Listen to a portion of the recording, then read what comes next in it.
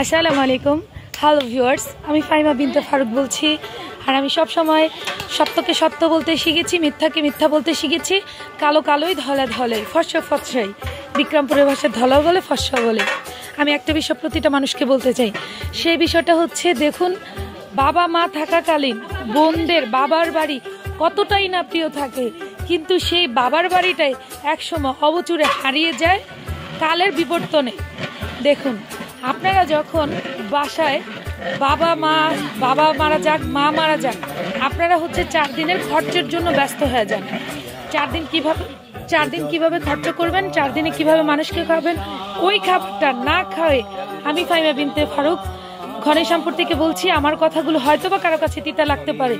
সেই খাবারগুলো না খাওয়া, সেই টাকাটা সঞ্চয় রেখে দেন কারো কাছে। সেই সঞ্চয় থেকে ভেঙে ভেঙে বোনদের মাসে মাসে জিজ্ঞেস করেন, বোন তোরা কেমন আছিস, বা বোন আমার বাসায় আস, এক তো খেয়ে যা।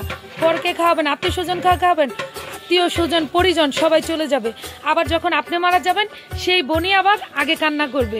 পাড়া প্রতিবেশী আত্মীয় স্বজনের আগে বোন হাউমাউ করে কান্না করে চলে আসবে আপনার বাসায়। এর জন্য আমি প্রতিটা বিষয়ে বলি যে, আপনারা যদি অর্থ থাকে বা অর্থ না থাকে, সেই অর্থটা গুচ্ছিত রাখুন। যে গুচ্ছিত রেখে বোনদের মাসে কি বছরে একবার দাওয়াত দিয়ে ভাগ্না ভাগ্নিকে একসাথে করুন। কারণ খাবার তো খাবে মানুষ, শেষ হয়ে যাবে, কিন্তু ভাই বোন ভালোবাসা। এমনও বোন আছে রাস্তার দিকে তাকিয়ে থাকে, এই বুঝি আমার ভাই আসবে বাবার গ্রাম থেকে।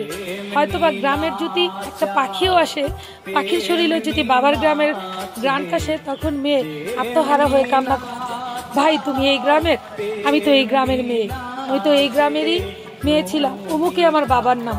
কিন্তু ছোটবেলা থেকে মেয়েদের জীবনটা কতই অদ্ভুত।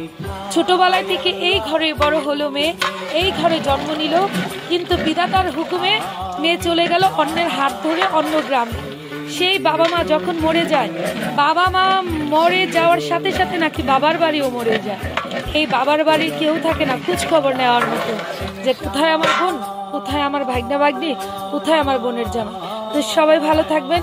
আমি সবসময় সত্য কথাই বলতে চেষ্টা করি, যে কুলখানি না করে চেষ্টা করুন এই অর্থটা না হয় জমা দিয়ে বোনদের জিজ্ঞেস করার জন্য। সবাই ভালো থাকবেন। আল্লাহ হাফেজ।